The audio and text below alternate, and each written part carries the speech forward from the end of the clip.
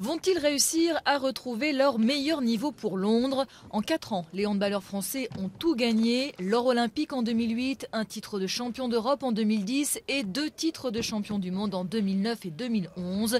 Rien ne semblait pouvoir les arrêter jusqu'à l'Euro 2012 où, coupables d'excès de confiance, ils ont été éliminés dès le premier tour. Un choc que les experts assurent avoir désormais digéré et qui, selon leur capitaine, a peut-être même été salvateur. Ça a installé un petit peu de doute et de frustration dans la tête des joueurs.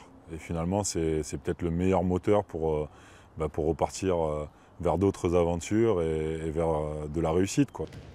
Même capitaine qu'il y a 4 ans, mais aussi même fer de lance, Nicolas Karabatic, et même gardien, Thierry Omeyer.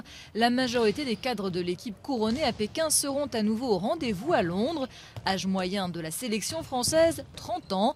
Claude Onesta a renouvelé sa confiance à ceux qui ont donné naissance à la meilleure équipe de hand de tous les temps. Et peu importe si certains brocardent une équipe de vieux. Les anciens sont encore les plus performants, sont encore les plus investis, les plus ambitieux, les plus déterminés. Donc on serait fou de ne pas les utiliser.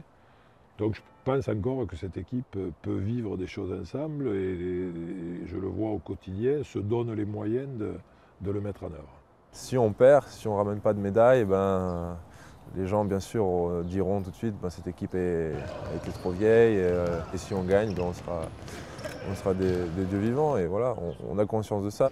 Les Bleus ont conscience aussi que le début du tournoi olympique se présente plutôt bien pour eux, avec notamment un premier match face à la Grande-Bretagne, où le hand ne fait pas partie des grands sports nationaux. La France devrait donc se qualifier sans trop de problèmes pour les quarts de finale. Mais là, attention, elle se retrouvera sans doute face à une équipe autrement plus affûtée qu'elle, après être sortie victorieuse d'un premier tour plus corsé. L'Espagne, la Croatie, la Serbie ou encore le Danemark, autant de rivaux décomplexés qui ne rêvent que d'une chose, détrôner les champions olympiques français.